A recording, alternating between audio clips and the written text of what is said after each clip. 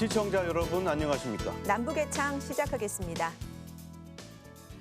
북한이 정권 수립 73주년을 기념해 심야 열병식을 개최했습니다. 김정은 위원장은 행사에 참석하고도 연설을 하지 않았습니다. 탄도미사일 같은 전략 무기도 등장하지 않았는데요. 대신에 방역부대와 경찰, 예비군 중심의 축제 분위기로 연출됐습니다. 김정은 위원장은 강등시켰던 박정천을 당 정치국 상무위원으로 승진시키는 깜짝 인사도 단행했는데요. 먼저 준비된 화면 보시고 전문가와 함께 북한의 행보 자세히 분석해 보겠습니다. 환하게 불을 밝힌 평양 김일성 광장.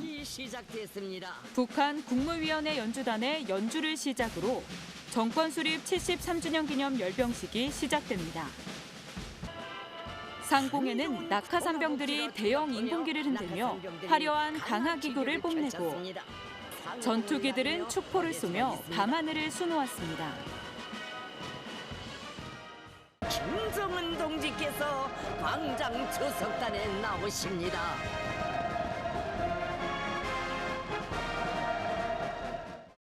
회색 양복 차림의 김정은 위원장은 더욱 살이 빠진 모습으로 열병식에 참석했습니다. 행진대열을 바라보며 박수를 치거나 손을 흔들어 화답하는 모습도 보였지만 별도의 연설은 하지 않았습니다. 조용원 조직비서는 흰색 원수복을 입은 채 열병식을 주도해 북한의 핵심 실세임을 다시금 증명했습니다.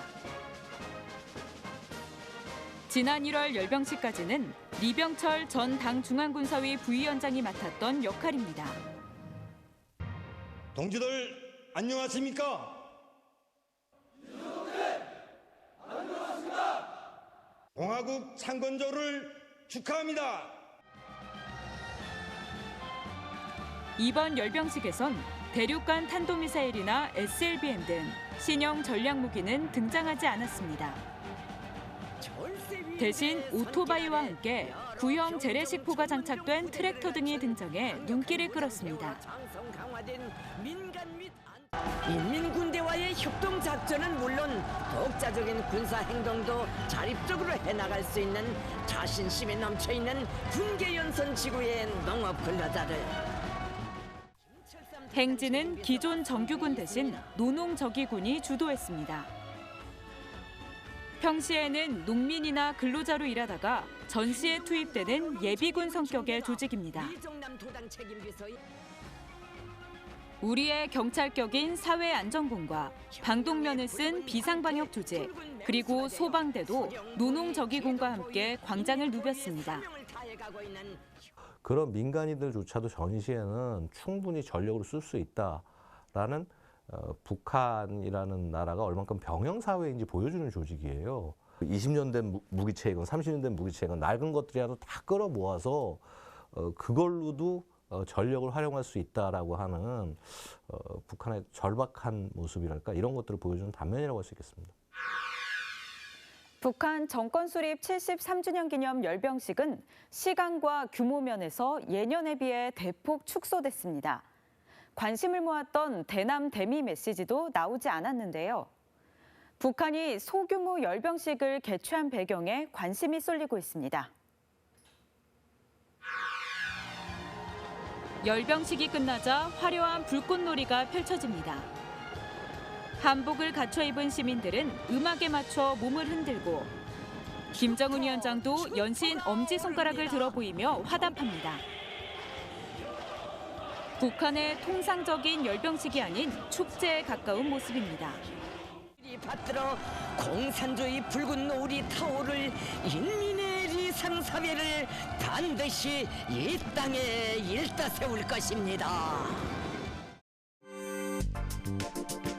북한의 열병식 준비 동향은 지난달 말부터 위성사진 등으로 포착되기 시작했습니다. 그동안 북한 열병식이 짧게는 2개월에서 길게는 4개월의 준비 기간이 걸렸다는 점을 감안하면 이번 열병식은 매우 급박하게 추진된 것으로 보입니다. 때문에 이번 열병식은 대외용 무력 시위 성격이라기보다 코로나19 방역으로 지친 주민들을 위로하고 내부 체제 결속을 위해 개최했다는 평가가 나옵니다. 그 어떤 경우에도 우리 인민의 존엄과 근본 이익을 튼튼히 수호할 것이며 자력 자강의 원칙에서 모든 것을 우리 힘으로 우리 식대로 해결해 나갈 것입니다. 직접적인 대미 메시지는 없었지만 미국을 의식했다는 분석도 나옵니다. 최근 북한이 영변 원자로를 재가동하고 있다는 IAEA 보고서가 나온 이후 바이든 행정부가 북한을 주시하는 상황. 자칫 미국이 대북 압박을 한층 강화하는 명분을 주지 않기 위해 축제 형식의 열병식으로 나름의 수위 조절을 한 것으로 평가됩니다. 김정은이 이렇게 이 북한 내부를 잘 챙기고 있다. 그래서 이 체제 자체는 그렇게 쉽게 뭐 국제 제재라든가 혹은 뭐 인권 관한 비난에도 흔들리지 않는다라는 것을 보여주는 측면은 충분히 있다고 봅니다. 북한은 열병식에 앞서 군부 인선도 재정비했습니다. 방역 책임을 물어 강등됐던 박정천 총참모장이 북한 권력 서열 5인방인 정치국 상무위원으로 2달여 만에 깜짝 승진했습니다. 대표적인 군부 강경파인 림광일은 박정천 후임으로 총참모장에 임명돼 눈길을 끌었습니다. 박정천은 지난 6월 비상방역 대응에 책임을 물어 리병철과 함께 강등됐습니다. 리병철 당 비서는 상무위원회에서 탈락하고 군수공업부장으로 강등된 것으로 보이며 박정천은 원수에서 차수로 강등되었으나 총참모직은 유지하고 있는 것으로 분석하고 있고 하지만 박정천은 2달여 만에 리병철의 빈자리를 채우며 북한 권력 서열 5위 안에 드는 노동당 정치국 상무위원으로 승진했습니다. 상무위원회는 북한의 최고 의사결정기구로 김정은 위원장과 함께 최룡해와 김덕훈, 조용원이 포진해 있습니다. 포병사령관 출신인 박정천은 김일성 군사종합대학에서 포병을 전공한 김정은 위원장의 과외교사 역할을 했을 거라는 관측도 있습니다. 열병식 준비검열을 받기 위하여 정렬하였습니다. 총참모장 조선인민군 원수 박정천. 북한이 우리의 합참 의장격인 총참모장에 림광일을 앉힌 것도 주목됩니다. 림광일은 2015년 비무장지대 목함 지뢰 도발 사건을 주도한 것으로 알려진 대표적인 군부 강경파입니다. 후임자가 림광일이 됐다는 것은 이거는 굉장히 이 군을 좀 공세적으로 가다듬는 것이 아닌가. 군사력 강화, 그다음에 소위 군사 대비태세 강화, 혹은 핵 대비태세 강화 이런 것들을 집중하지 않을까. 깜짝 열병식을 개최한 북한은 우선 미국 등 주변국들의 반응을 살필 것으로 전망됩니다. 다음 달 10일 노동당 창건일에 새로운 전략 무기를 앞세워 다시 열병식을 개최할 가능성도 여전히 남아 있습니다. 그럼 여기서 북한의 심야 열병식 개최 배경과 향후 정세를 조금 더 짚어보겠습니다. 네, 김열수 한국군사문제연구원 안보전략실장 스튜디오에 모셨습니다. 실장님 안녕하십니까? 안녕하세요. 네, 안녕하세요. 실장님 원래 이번 그 북한 열병식이 이제 다음 달 10일 북한의 그 노동당 창건 기념일에 열릴 거다 이런 관측들이 많았는데 좀 당겨진 것 같아요. 근데 북한으로서는 이렇게 열병식을 서둘러야 해야 될 그런 이유가 있었을 것 같은데 뭐라고 보십니까? 글쎄요. 이제 열병식이라는 게 하루 이틀 만에 준비해서 되는 건 아니거든요. 뭐 두세 달, 네. 뭐 서너 달 정도 되는데 이게 열병식이 언론에 노출된 것이 이제 8월 하순경에 노출이 됐어요. 네. 저 정도 나와서 트랙터 나오고 무슨 뭐 경운기 나오고 예를 들면 그 정도 나오면 뭐 한 2, 3주, 3, 4주 정도면은 훈련해서 그냥 열병식을 할 수 있겠다는 그 생각이 하나 들었고요. 소위 말하는 북한에 대한 어떤 제재라든지 그렇지 않으면 수해라든지 뭐 코로나라든지 이런 것 때문에 주민들이 많이 지쳐 있잖아요. 노동자 농민의 핵심입니다. 그들을 위무한다 하는 그런 의미가 있다라고 봐야죠. 네, 좀 의외였던 것이 이번 열병식에서 실형 전략 무기들이 공개가 되지 않았어요. 네네. 네. 그동안 뭐 한미 연합 훈련을 놓고 뭐 시시각각 안보 위협을 느끼게 해주겠다 이런 식으로 도발을 예고를 했었는데 막상 이번에 공개하지 않은 건 어떤 이유일까요? 글쎄요, 이제 한미연합 훈련을 할 때 그 김정은 위원장이 동생이죠. 김여정도 담화문을 발표하고 또 통일전선부장 김영철도 담화문을 발표했거든요. 그걸 계속 예의주시했는데 전략적 도발도 안 했죠. 그리고 이제 9월 9일 날 이 열병식을 할 때도 전략 무기도 안 보였거든요. 이게 도대체 무엇을 의미하는 것일까? 북한의 노동자 농민들을 위무하는 것도 있겠지만 한편으로는 한국을 향해서 한편으로는 미국을 향해서 대화의 여지를 남겨두었다 이렇게 볼 수가 있죠. 네. 그 이번에 김정은 위원장이 행사에 참석을 했지 않습니까? 네네. 근데 참석을 했는데 연설은 안 했어요. 네. 그런데 그 지난번 그 열병식 때는 김정은 위원장이 눈물까지 글썽이면서 또 직접 뭐 경제난을 인정을 했고 이런 모습을 보였는데 이번에는 왜 연설을 안 했다고 보십니까? 김정은 위원장이 등장하고 난 뒤 지금까지 11번 정도 열병식이 있었는데요. 당 중앙위원회 비서를 내세워가지고 그 사람으로 이란이라고 하는 사람인데요. 그 사람으로 하여금 오히려 연설을 시켜서 주민들을 이렇게 단결시키는데 초점을 맞췄다 이렇게 볼 수가 있죠. 네, 미국도 이번 열병식을 상당히 주시했을 텐데 미 국무부 대변인이 관련 질문에 대해서 특별히 반응할 게 없다. 대화 제안은 유효하다면서 직접적인 언급을 피했습니다. 미국의 이런 반응은 어떻게 볼 수 있을까요? 아마 미 국무부가 그 이상도 그 이하도 뭐 발언할 게 없었을 거라고 생각을 해요. 근데 사실상 북한의 입장에서는 보여줄 건 다 보여줬다라고 생각을 하거든요. 작년 10월 10일 날 당 창건 기념일 날 그리고 올해 1월 14일 날 제8차 당대회를 끝나고 난 뒤에 심야 열병식 때 우리는 보여줄 거 다 보여줬다. 정규군이 가지고 있는 거. 그리고 앞으로 우리가 어떤 전략 무기를 개발할지 그것도 내가 얘기 다 했다. 그렇다라고 하면 그것만이 우리가 가지고 있는 무력 전체가 아니다. 미국하고 대화의 의지가 있다라고 하는 것을 보여준 것이니까 미국이 움직여 달라라고 하는 메시지를 보내준 거거든요. 그런 메시지를 미국이 받아들였기 때문에 더 이상 코멘트할 것도 없고 대화의 여지는 여전히 남아있다. 이 정도로 코멘트한 게 아닌가 이런 생각을 합니다. 네, 이제 대화의 가능성은 열려 있다 이런 그렇죠. 말씀을 주셨고 그렇죠. 이제 관심은 이제 다음 달 10일 노동당 창건 기념일에 네. 이제 쏠리고 있는데요. 네. 과연 그때 북한이 어떤 뭐 다른 그 이제 신형 전략 무기라든지 어떤 뭐 다른 대외 메시지라든지 이런 걸 내기 위해서 또 열병식을 또 할 가능성이 있을까요? 저는 이제 그 가능성은 좀 적다고 봅니다. 작년 네. 10월 10일 날 한 번 했고요. 올해 1월 14일 날 또 했고 그리고 이번에 9월 9일 날 또 했잖아요. 어떻게 보면은 1년 내에 3번이나 했는데 이걸 또 10월 10일 날 한다라고 하는 것은 굉장히 어려움이 있다라고 저는 보고요. 내년 2022년 4월 15일 김일성 생일 110주년.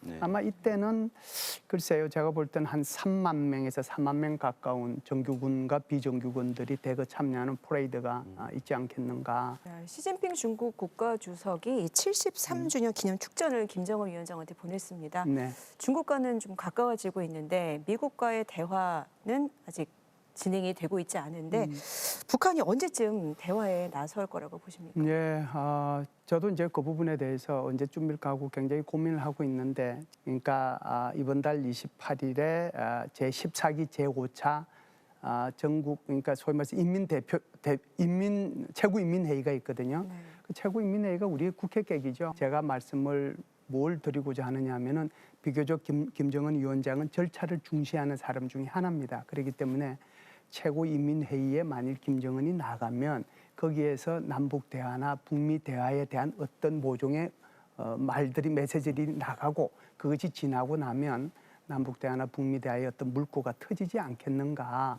그걸 저는 예상을 하고요. 그것을 하기 위해서 이번에 9월 9일 날 전략 무기라든지 이런 것들을 선보이지 않았고 그리고 8월 달에 우리가 한미 연합 훈련을 했음에도 불구하고 전략적 도발을 하지 않은 근본적인 이유가 여기에 있지 않겠는가. 그런 생각을 합니다. 조금 희망을 가지고 한번 기다려 보시죠. 네. 오늘 말씀 여기까지 듣겠습니다. 김혜솔 실장님 감사합니다. 네, 감사합니다. 감사합니다.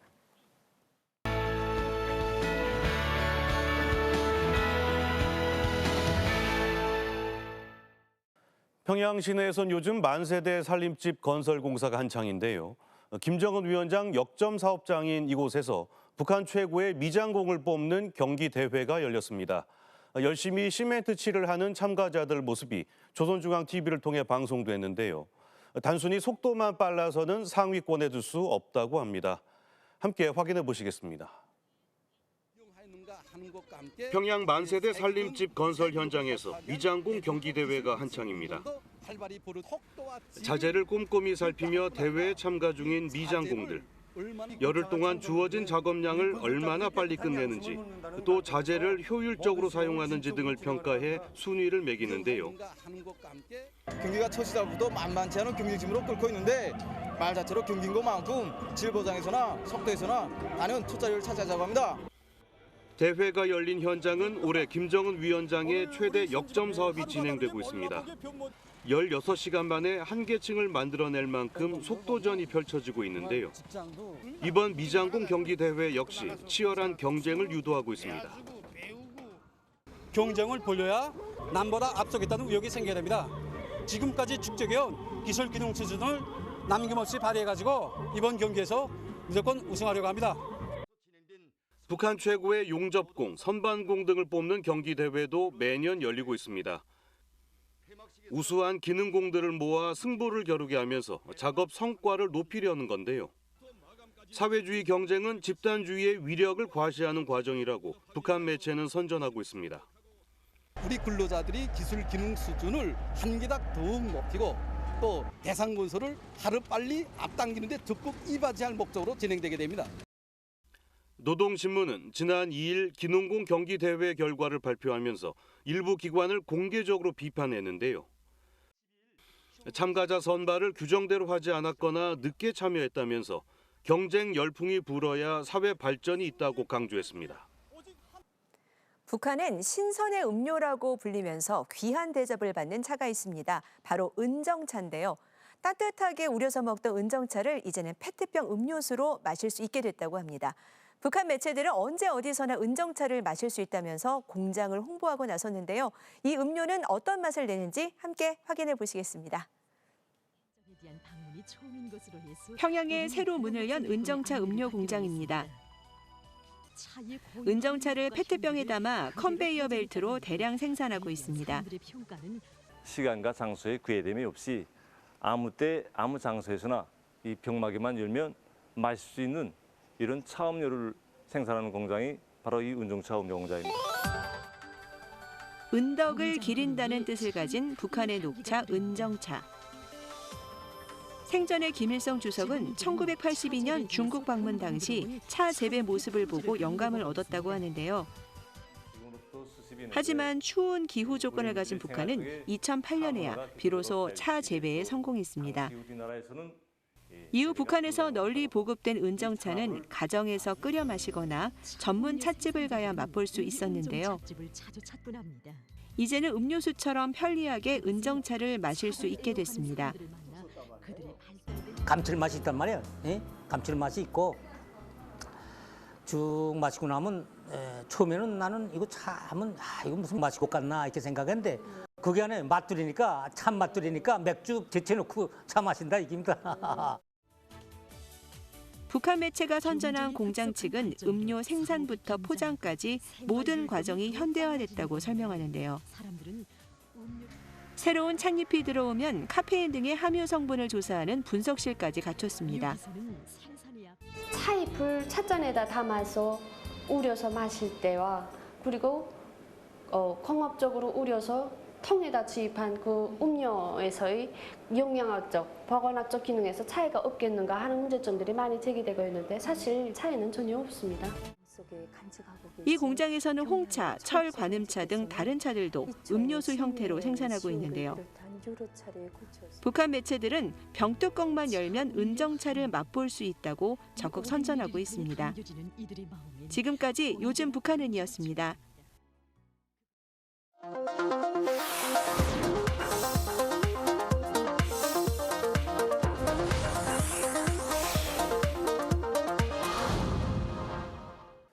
김정일 북한 국방위원장은 생전에 영화를 참 좋아했는데요. 아들인 김정은 위원장이 집권한 이후에는 북한의 영화 산업이 침체 일로를 걷고 있습니다.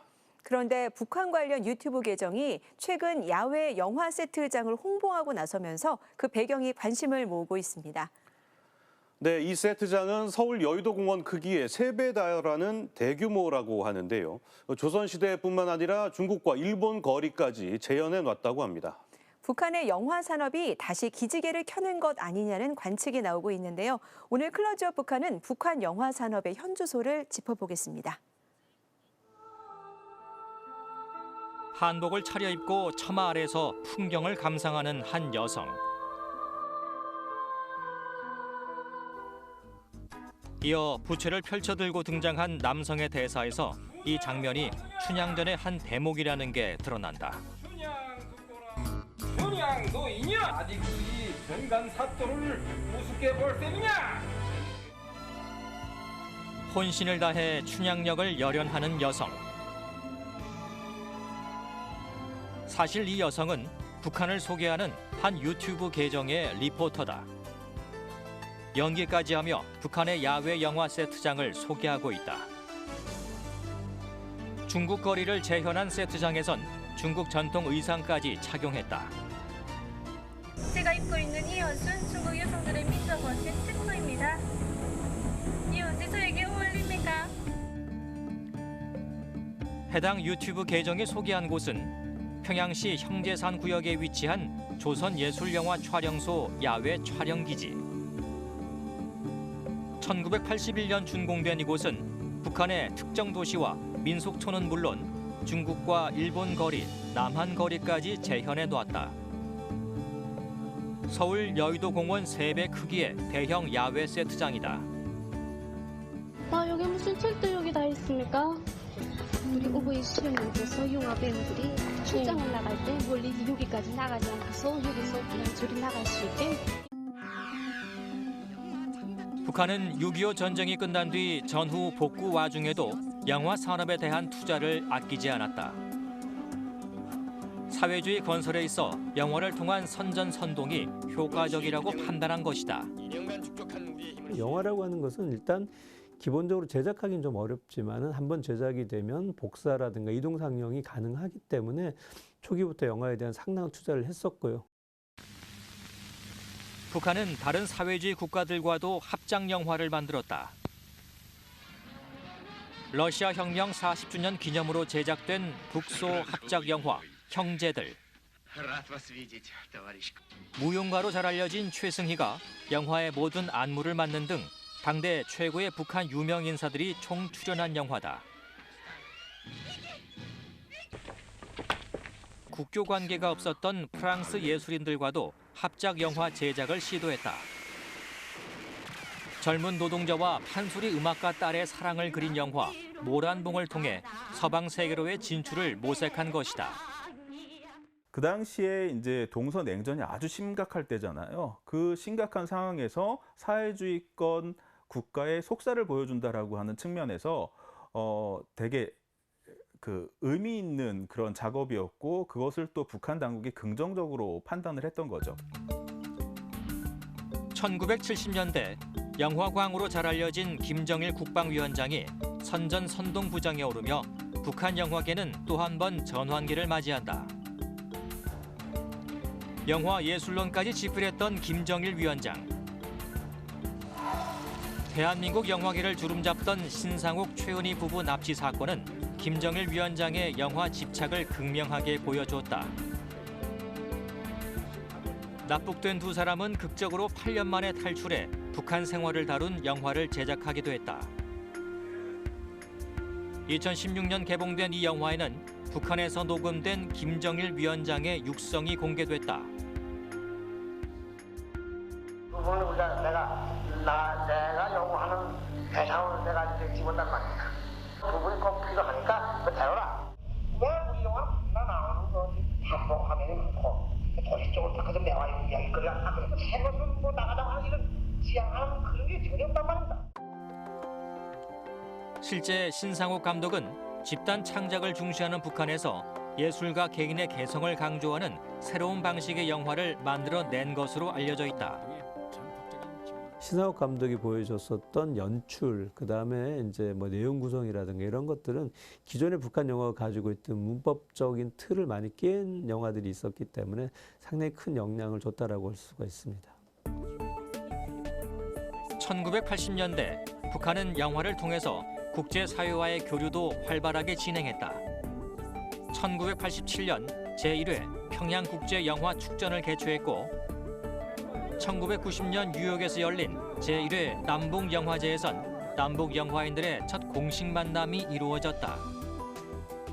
앞으로 영화를 중심으로 하는 남북 간의 교류는 평평하게 다툼이 없이 평화스럽게 이렇게 진행해 나가자 하는 그런 그 대전제를 우리가 확인했습니다. 지금까지 얼어붙었던 이 얼음이 봄날이 눈속이처럼 이제 녹기 시작하지 않은가 이렇게 생각합니다. 이제. 2000년대 중반부터 북한은 적극적으로 영화 수출이나 합작 영화 제작을 추진했다. 북한과 벨기에, 영국 세 나라가 합작해 만든 영화 김동무는 하늘을 난다. 2012년 김정은 위원장 집권 첫 해 개봉한 이 영화는 체제 선전이라는 전통적 형식을 깼다고 할 수 있다. 탄광 노동자이지만 공중 고개사의 꿈을 가진 영미. 그러나 꿈을 향한 길은 순탄치 않다. 요동무 땅속에서나 하늘을 날아오기다고? 공중교회가 그렇게 만만이고요? 아무나 다 하는 게 교회인 줄 아는가? 탄광일이나 착실할 게지. 준비됐어요. 기존의 북한 영화대로라면 자신의 본분을 깨닫고 탄광에 남아야 하지만 주인공 영미는 노동계급이라는 신분을 극복하고 고개사의 꿈을 이룬다. 탄광준이 하늘을 날겠다고 했지? 그래요. 좋아, 날아보자.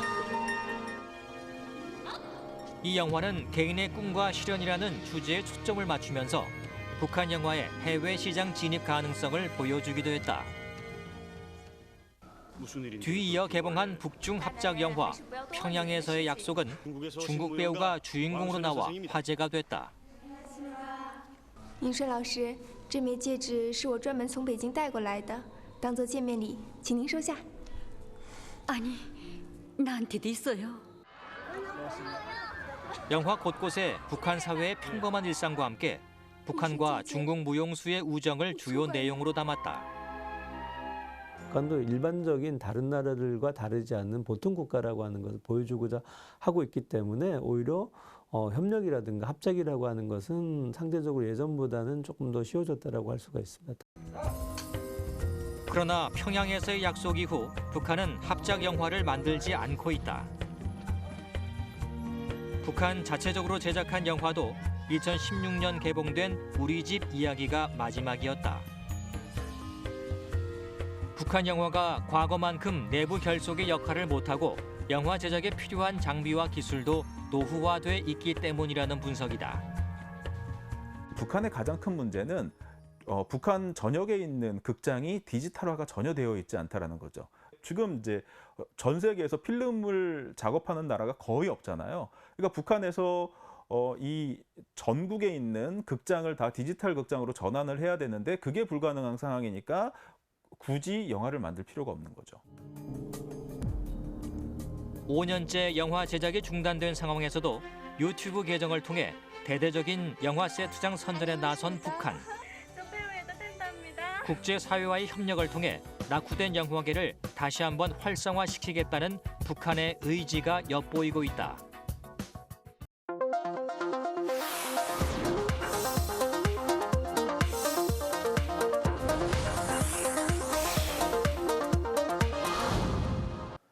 네, 군사 분계선을 경계로 남쪽으로 2km, 북쪽으로 2km 사이에는 비무장지대가 설치돼 있는데요. 네, 동쪽 끝부터 서쪽 끝까지 비무장지대 주변 남측 지역에 모두 13곳의 전망대가 있다고 합니다.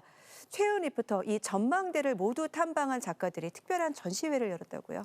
네, DMZ 극장이라는 제목의 전시회인데요. 미술 작품부터 연극, 공연까지 어우러져서 관람객들의 시선을 사로잡았습니다. 네, 최전방에서 바라본 분단 현실 어떨지 참 궁금한데요. 네, 작가들은 약 5년 동안 강화도부터 고성까지 13곳의 전망대를 탐방했다고 하는데요. 각 전망대에 얽힌 이야기들을 고스란히 전시회에 녹여냈다고 합니다. 작가들의 상상력으로 재탄생한 DMZ는 어떤 모습인지 지금부터 함께 만나러 가보시죠. 과거와 현재가 공존하는 서울 삼청동. 궁궐과 한옥에 둘러싸인 국립현대미술관에서 특별한 전시회가 열리고 있습니다. DMZ 극장. 이름만 들어도 궁금증이 생기는데요. 안부 관광이라는 말을 들어보셨나요? 역사의 아픈 현장 속에서 살아 숨쉬고 있는 DMZ 이야기를 경험하실 수 있는 아주 특별한 투어라고 말씀드릴 수 있습니다. 바닥에 그려진 군사 분계선을 따라 남과 북으로 나뉜 전시장. 양쪽 벽에 설치된 철조망들이 한반도의 분단 현실을 말해줍니다. 처음에는 50m 간격으로 말뚝을 박아놓은 것이 전부였던 허술한 경계의 양쪽으로 폭 2km의 DMZ가 설정되고 그 안에 철책선을 치고 초소를 지으면서 지금의 DMZ 라인이 형성된 것입니다. DMZ를 따라 세워진 전망대들이 이번 창작의 출발점이었습니다. 정현두 작가는 일반인은 쉽게 접할 수 없는 DMZ의 풍경을 관람객들에게 전하고 싶었습니다. 실제로 동구 전선의 끝인 고성에서부터 서부 전선의 끝인 백령도까지의 이 갇혀있는 그런 공간 속을 걸으면서 나도 몰래 내가 DMZ에 와 있네? 라고 하는 지점을 공감대를 만들고 싶은 생각이 컸습니다. DMZ 극장은 13개의 전망대를 따라가면서 DMZ에 얽힌 이야기들을 풀어냈는데요. 전시회 제목처럼 한편의 공연을 보는 듯한 작품들이 관람객들의 눈길을 사로잡습니다. DMZ 극장은 일반 전시회와 다르게 배우들의 연기를 통해 이야기를 전달하는데요. 공연을 앞두고 연극 연출가인 수르야 씨가 배우들을 꼼꼼히 살피고 있습니다. 거기가 극장같이 보이니까 우리 한번 연극처럼 보이는 씬을 올려보자. 공연을 올렸을 때만 이 프로젝트는 완성이 될 것 같아. 이렇게 시작이 된 거예요. 드디어 시작된 연극 공연. DMZ에 서식하는 동물들이 모닥불 앞으로 하나둘 모여듭니다. 봤어? 어? 말. 말? 말? 어디? 저기 안개가 자욱한 날에 말 한 마리가 등에 포탄을 잔뜩 싣고 산등성 위를 오르락내리락 하더라고. 한국전쟁 당시 경기도 연천 지역 전투에서 활약을 펼쳤던 군마 레클리스를 작가들의 상상력으로 풀어냈는데요. DMZ에서는 고향을 그리워하는 레클리스의 이야기가 전설처럼 내려오고 있었습니다. 한국 전쟁 끝나고 난 뒤에 미국까지 가서 훈장도 받고 잘 살다가 죽었는데 언젠가부터 여기에 나타난다는 거야. 그냥 산을 오르락 내리락 하면서 자꾸 남쪽을 바라본다는 거야. 남쪽을. 6.25 전쟁 당시 피난민들이 이동하던 강원도 철원군의 민들레 벌판. 피난민들의 아픔이 담긴 구전 설화를 공연에 담았습니다. 뻔들에 가지 마라. 터지면 큰일 난다. 뻔들에 가지 마라. 터지면 큰일 난다. 뻔들. 지뢰 사고로 수많은 민간인 사상자가 발생하기도 했는데요. 지뢰를 밟은 한 전쟁 고아는 할머니가 될 때까지 이 들판에서 평생 아픔을 안고 살았습니다. 전쟁 고아를 통해서 거기 멸공 OP 전망대를 표현을 했는데 지뢰를 밟고 제가 그 자리에서 멈추거든요. 그 멈춘 상태에서 이제 다른 배우들이 할머니로 변화시켜주는 그런 과정들이 조금 매력적이었던 것 같아요. 북한에 사는 한 남자가 남한에서 흘러온 페트병을 줍습니다. 병살인가 싶어서 봤는데 이게 엄청 가벼운 거야.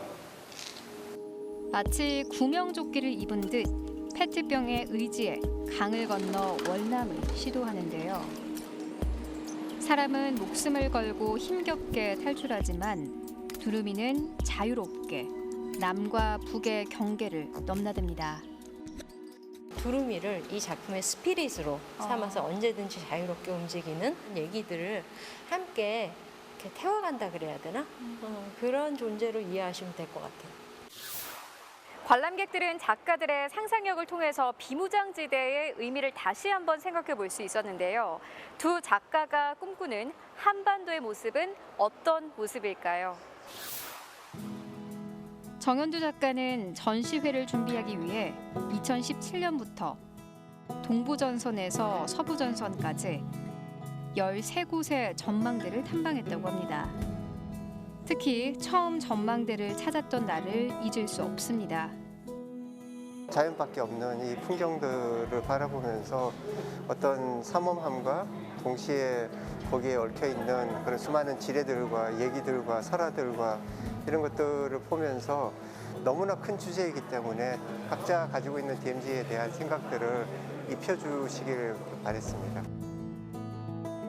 각 전망대에서도 공연을 진행했던 정현두 작가와 수루야 연출가, 미지의 공간인 DMZ가 관객들의 생각으로 가득 채워지길 바라고 있습니다. 저도 이 무대에서 계속 경계를 왔다 갔다 하면서 뭔가 우리가 경계를 짓는 거는 그냥 우리 마음이구나라고 느꼈던 것 같아요. 그래서 우리가 뭐 제대로 마음을 먹으면 이 경계도 허물 수 있지 않을까라는 생각을 했어요. 고요해 보이지만 전쟁의 긴장감이 공존하는 곳. 분단의 세월이 길어지면서 DMZ는 점점 기억 속에서 멀어져 가고 있는데요. 전쟁과 분단의 상징을 넘어 평화의 공간으로 거듭나길 바랍니다. 국제올림픽위원회 IOC가 도쿄올림픽에 불참한 북한올림픽위원회의 자격을 내년 말까지 정지하는 징계를 내렸습니다. 자격 정지 기간에는 IOC로부터 어떤 재정적 지원도 받을 수 없게 되는데요. 토마스 바흐 IOC 위원장의 기자회견 내용 잠시 들어보시겠습니다. With this non-participation, they were violating the Olympic Charter and did not fulfill their obligation as stated in the Olympic Charter. 이로써 북한은 내년 2월에 열리는 베이징 동계올림픽에도 참가하기 어렵게 됐는데요. 베이징 동계올림픽을 계기로 남북관계 개선의 돌파구를 마련하려던 정부 구상에도 차질이 불가피해졌습니다. 청와대는 다양한 계기를 통해 스포츠 교류 방안과 한반도 평화 진전 방안을 찾도록 계속 노력하겠다고 밝혔습니다. 다음 주 이 시간은 추석 연휴 특집 프로그램이 방송될 예정입니다. 저희는 오는 25일 방송에서 더 알찬 소식으로 돌아오겠습니다. 북한 화보집이 공개한 삼지연시 관광단지의 최근 사진들 마지막으로 준비했습니다. 풍성한 추석 연휴 보내시기 바랍니다. 고맙습니다.